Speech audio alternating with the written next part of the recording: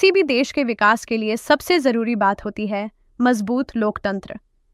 यह लोकतंत्र तभी मजबूत हो सकता है जब स्थानीय स्वशासन के ऊपर प्रत्येक व्यक्ति की भागीदारी सुनिश्चित की जाए।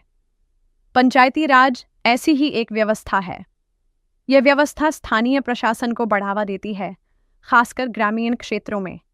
इसका मुख्य उद्देश्य सभी के लिए न्याय सुनिश्चित करना और सामाजिक रूप से कमजोर वर्गों को सशक्त बनाने में मदद करना है। पंचायती राज व्यवस्था स्थानीय स्तर पर प्रशासन को विकेंद्रीकृत करती है, जिसमें ग्रामीण क्षेत्रों में लोगों को अपनी समस्याओं का समाधान करने और विकास योजनाओं को लागू करने में अधिक अधिकार मिलते हैं।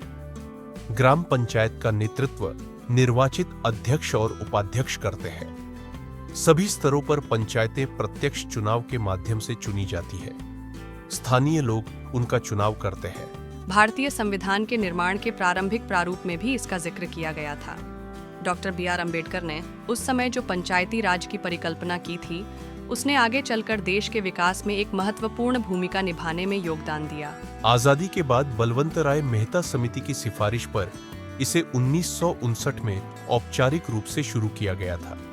इसके बाद 1986 में राजीव गांधी सरकार में LM सिंघवी समिति ने पंचायती राज में त्रिस्तरीय व्यवस्था की सिफारिश की थी। इस समिति की सिफारिश के बाद 1992 में भारतीय संविधान में 73वां संशोधन किया गया, जिसके द्वारा पंचायती राज को संवैधानिक दर्जा देते हुए त्रिस्तरीय व्यवस्था को देश भर में लागू किया गया। इस त्रिस्तरीय व्यवस्था में गांव स्तर पर ग्राम पंचायत, ब्लॉक स्तर पर पंचायत समिति और जिला स्तर पर जिला परिषद है। यह व्यवस्था आज भी देश में पंचायती राज का आधार बनी हुई है।